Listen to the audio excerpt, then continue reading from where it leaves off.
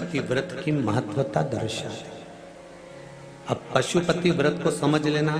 कई माताएं गलती करती हैं, कई माताएं व्रत को नए नए तरह से करती हैं। कोई कुछ बताता है, कोई कुछ बताता है, कोई कुछ बताता है। उस व्रत को आप समझ लीजिए, पशुपति व्रत को।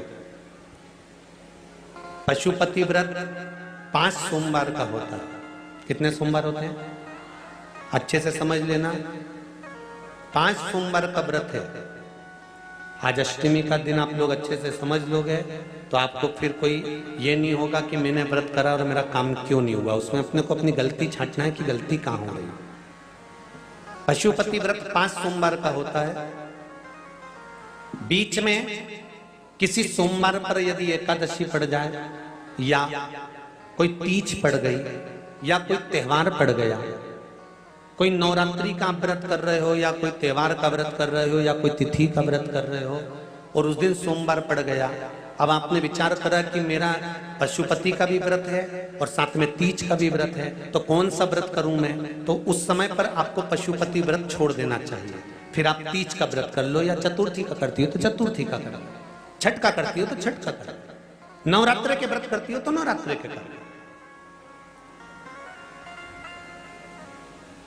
5 व्रत पशुपति होते हैं। व्रत करने के लिए जब आप निश्चित करें कि मुझे इस सोमवार से पशुपतिनाथ के व्रत करना है, जीजियों भाइयों ध्यान रखना, उस दिन सुबह स्नान करने के बाद में बड़े प्रेम से पूजन की थाली लगा लो।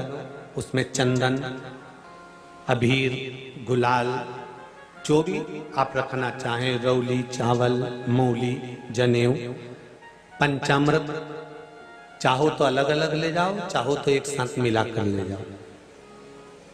भगवान शंकर की पूजन करो सुबह के समय पर और शिव जी का पूजन कर कर, आराधना कर कर भगवान शंकर से प्रार्थना करो, हे शिव जी, हे ओगड़दानी, हे त्रिकालदर्शी, हे कैलाशी, अविनाशी, आज से मैंने पशुपति व्रत प्रारंभ करे। बाबा मेरा ये व्रत इस कार्य के लिए मैं कर रही हूं, आप स्वीकार करना। बाबा को निवेदन करना। पूजन का सामान थाली में उतना लेकर जाना कि सुबह भी काम आ जाए और शाम को भी काम आ जाए। अलग से पूजन का साहित्य में शाम को अलग से नहीं रखना। थाली में उतना ही रख के ले जाओ जितना सुबह भी काम आए और शाम को भी काम आए। बाबा को निवेदन कर कर पूजा की थाली वापस ले आओ। शाम के समय पर घर में मीठा बनाओ, 6 दिए रखो थाली के अंदर घी के, और दिए रखकर मीठा ले जाकर मंदिर में पूजन करो। शाम को स्नान कराने की जरूरत नहीं, पंचामृत स्नान की जरूरत नहीं है। शाम को तो केवल जल का छींटा दे दो, पंचामृत का छींटा दे दो। बाबा की पूजन करो। पूजन कर कर प्रसाद के पहले 3 हिस्से करो। 3 हिस्से करने के बाद फिर आप दिया लगाइए। फिर बाबा को कितने दिए लगाना है? जम के बोलो, 5 दिए लगाना है आपको शंकर भगवान को। 5 दिए लगाइए, एक एक दिया जलाते जाएं और शंकर भगवान से पहले सोमवार को दिया जलाते समय अपने हृदय की बात कहते जाएं। 5 दिए पूरे हो जाएं। छठा दिया जलाना नहीं है, उसको थाली में वापस रख लेना। दिए को थाली से नीचे उतारना जरूर। कौन से दिए को? जम के बोलो जरा। छठे दिए को मंदिर में उतारना जरूर और फिर वापस थाली में रख लेना है। प्रसाद 2 हिस्से मंदिर में छोड़ना है, 1 हिस्सा थाली में रख के ले आना है। पूजन कर कर बाबा को निवेदन कर कर वापिस आइए। शाम को जब घर में प्रवेश करो, सीधे हाथ की ओर घर में अंदर जाते समय अपना जो राइट हैंड हो, अपना जो सीधा हाथ हो, उस ओर बैठो और बैठने के बाद उस दिए को प्रकट कर लो, प्रज्वलित कर लो। वहां पर भी शिव जी से प्रार्थना करो, हमारा यह कार्य है, सफल करिएगा। बाबा से निवेदन करके घर के अंदर प्रवेश कर जाओ। भोजन जब जीवने के लिए बैठो, भोजन करने के लिए बैठो, सबसे पहले जो प्रसाद लेकर आए हो उस प्रसाद को खाइए। जो प्रसाद आप लेकर आए उस प्रसाद में से किसी को नहीं देना है, आपको अकेले खाना। उतना ही प्रसाद लेकर जाना जितना खब जाए, छोड़ना भी नहीं। सबसे पहले प्रसाद खाइए, उसके बाद में भोजन करिए। इस व्रत में सुबह आप फलहार कर सकते हो, शाम को भोजन कर सकते हो। भोजन में ये जरूरी नहीं है कि मीठा ही खाना है, नमकीन भोजन भी कर सकते हो। बस मीठा कब खाना है, जब प्रसाद का एक हिस्सा लेकर आओ तो वो एक हिस्सा आप खाओ। उसके बाद में जब भोजन करो तो नमक का करो, कोई मना नहीं, मिर्ची का करो, पर उसमें दिखावा ना करो और भोजन करें। ऐसे 5वां जब सोमवार आ जाए, बीच में अगर कोई सोमवार छूट भी जाए तो व्रत करना, पूजन मत करना। कोई रजो धर्म आ गया, रजस वाला धर्म आ गया, कोई कार्य आ गया तो उसमें पूजन करना, पूजन नहीं करना है, उसमें व्रत जरूर करना। और जब 5वां व्रत रहे,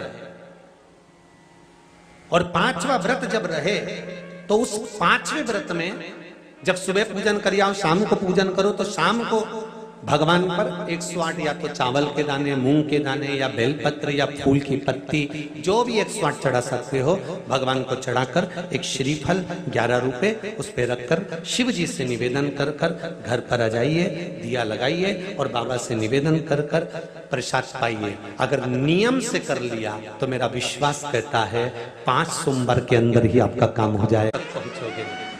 ये शिव शंभु शरणे मांगू घड़ी घड़ी दुख दया करी निदर्शन आपो। 5 व्रत पूर्ण कर, एकादशी पड़ जाए, रजस्वला धर्म पड़ जाए, कोई कारण पड़ जाए तो फिर व्रत को आगे बढ़ाए, पर 5 गिन के 5। ऐसा मेरा शिव है, पशुपतिनाथ भगवान का स्मरण देवताओं ने किया। तब कई लोगों के मन में एक प्रश्न अड़ता है कि गुरुजी हमने 5 व्रत करे, अगर संतोषी माता का व्रत करते हैं तो उसका उद्यापन होता है, लक्ष्मी जी का वैभव लक्ष्मी व्रत करते हैं तो उसका उद्यापन होता है, हम गुरुवार का व्रत करते हैं तो उसका उद्यापन होता है, सोमवार का व्रत करते हैं उसका उद्यापन होता है, प्रदोष का व्रत करते हैं उसका उद्यापन होता है, एकादशी का व्रत करते हैं उसका उद्यापन होता है, हम देवी जी का व्रत करते हैं नवरात्रि का उसका भी उद्यापन होता है, करवा चौथ का व्रत करते हैं चतुर्थी का उसका भी उद्यापन होता है, तीज करते हैं तो तीज का उद्यापन भी होता है, छठ करते हैं तो छठ का उद्यापन भी होता है। तो पशुपति नाथ के व्रत का भी उद्यापन होता है, क्यों नहीं होता? जब एक व्रत आप चालू करते हो और 5वां व्रत जब आपका पूर्ण होता है तब 5वें व्रत पर जब आप श्रीफल भेंट और 108 चावल के दाने या बेलपत्री या फूल की पंखड़ी या कुछ भी सामग्री, मूंग आदि कुछ भी शंकर जी को जो आप समर्पित करते हो, 108 चावल के दाने, 108 पत्तियां, वो एक साथ नहीं चढ़ाए जाते। आप सबके स्मरण में रहे कि जैसे फूल की पंखड़ियां हैं तो वो एक एक कर कर देवाधिदेव महादेव को समर्पित की जाती है। श्री शिवाय नमस्तुभ्यम, श्री शिवाय नमस्तुभ्यम, श्री या नमः शिवाय, नमः शिवाय, नमः शिवाय, नमः शिवाय। पुरुष है तो ओम नमः शिवाय, ओम नमः शिवाय, ओम नमः शिवाय, ओम शिवाय, ओम नमः शिवाय, ओम नमः शिवाय। जिस मंत्र का आप उच्चारण कर रहे हैं, जिस भाव से आप मंत्र का उच्चारण कर कर 108 चावल के दाने या बेलपत्र या पुष्प जो भी समर्पित कर रहे हैं श्रीफल के साथ में, ये जानकर करें कि वो शंकर जी के पशुपति नाथ व्रत का उद्यापन है। और उस उद्यापन को आप 108 बार भगवान का नाम जाप कर कर भगवान को जो समर्पित कर रहे हैं उससे शिव को प्रसन्न कर रहे हैं।